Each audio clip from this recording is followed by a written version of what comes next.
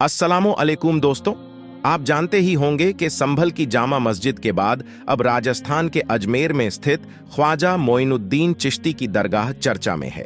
जामा मस्जिद के बाद अब इस दरगाह के सर्वे का आदेश हो सकता है।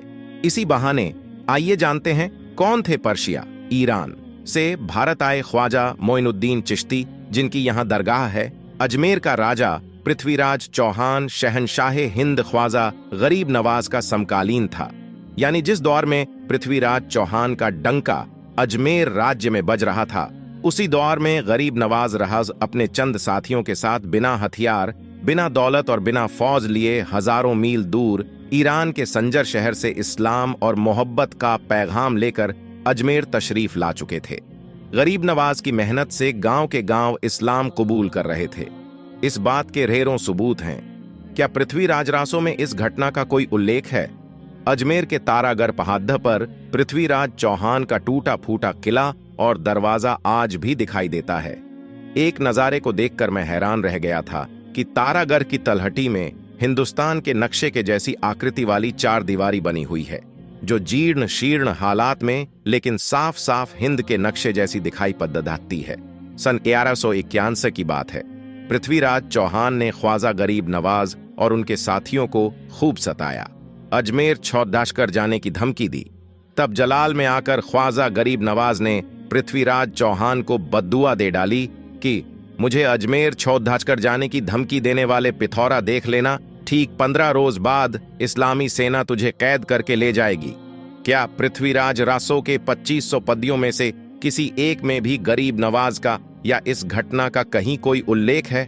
अगर नहीं तो पक्के में ये किताब मनगढ़ंत है। गरीब नवाज की बद्दुआ का असर हुआ, क्योंकि अल्लाह वालों की बातें कभी खाली नहीं जाती।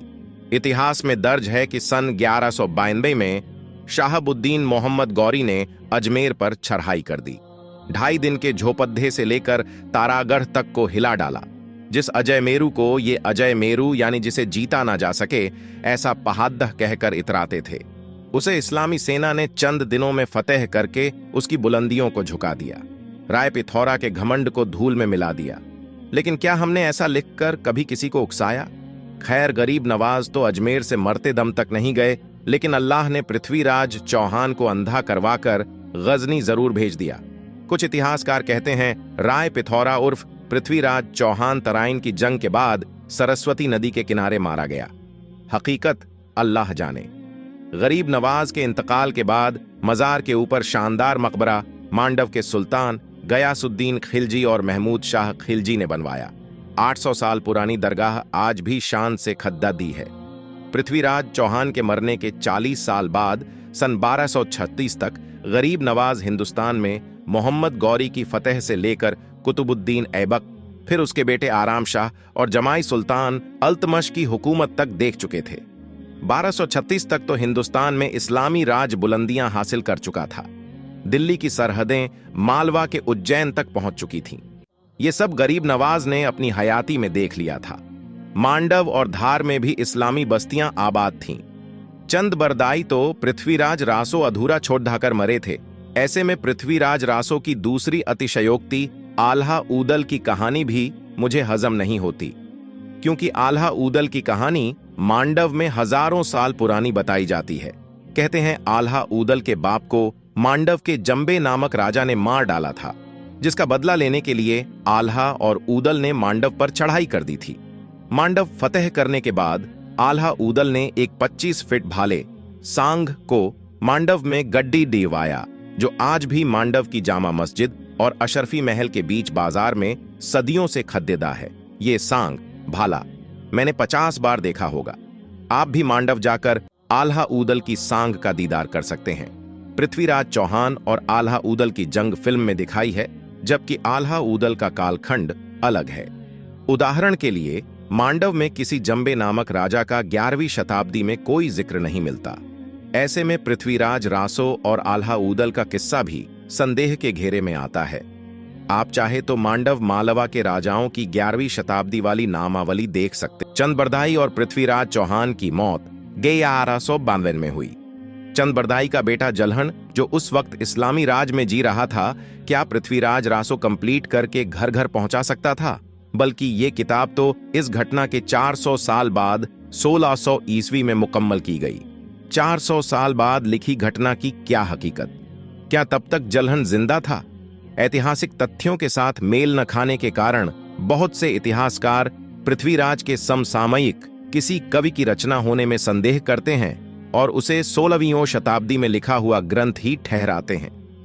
पृथ्वीराज रासो की सबसे पुरानी कॉपी बीकानेर के राजकीय पुस्तकालय में मिली है।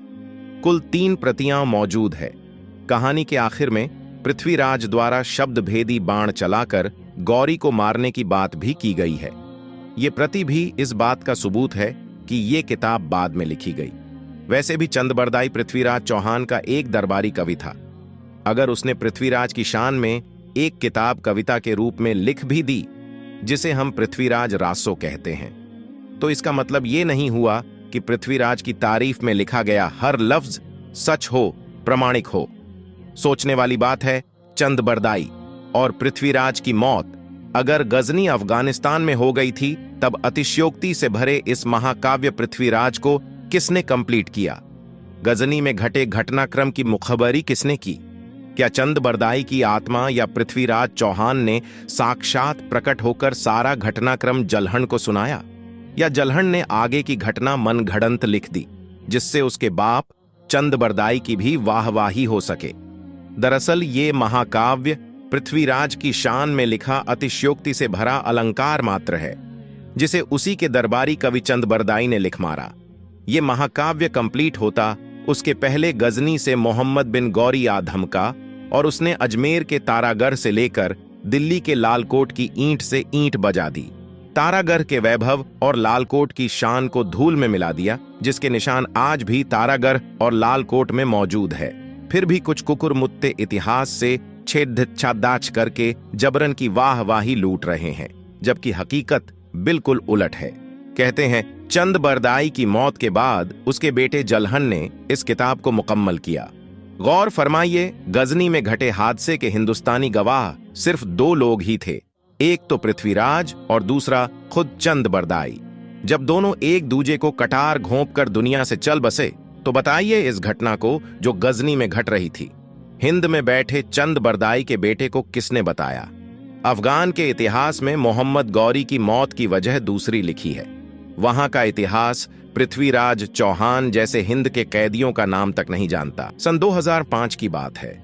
सदियों तक गजनी की मस्जिद के बाहर सीढ़ियों किनारे एक कब्र पर लोग जूते चप्पल उतारते थे। कहते हैं ये कब्र पृथ्वीराज चौहान की थी, जिसकी अस्थियां खोदकर फूलन देवी का हत्यारा शेर सिंह राणा भारत ले आया था। क्या 800 साल तक पृथ्वीराज चौहान की हड्डियां मिट्टी नहीं हुई थीं? खैर, इस पूरी घटना का बाकायदा शेर सिंह राणा ने वीडियो भी बनाया। इसके बाद राणा ने अपनी मां की मदद से गाजियाबाद के पिलखुआ में पृथ्वीराज चौहान का मंदिर बनवाया, जहां पर उनकी अस्थियां आज भी रखी हुई है। मनगढ़ंत कहनी दिखाकर माहौल खराब करने से बेहतर है पृथ्वीराज की उन हड्डियों को जो शेर सिंह राणा भारत ले आया था। उन हड्डियों का लैब टेस्ट करवा लीजिए, पता चल जाएगा कि पृथ्वीराज चौहान की हत्या कब और कैसे हुई। दोस्तों, उम्मीद करता हूं कि यह वीडियो आपको पसंद आई होगी। वीडियो पसंद आने की सूरत में वीडियो को एक लाइक जरूर करें। चैनल पर नए हैं तो चैनल को सब्सक्राइब कर लें, ताकि हमारी हर आने वाली वीडियो का नोटिफिकेशन आप तक सबसे पहले पहुंचे। शुक्रिया।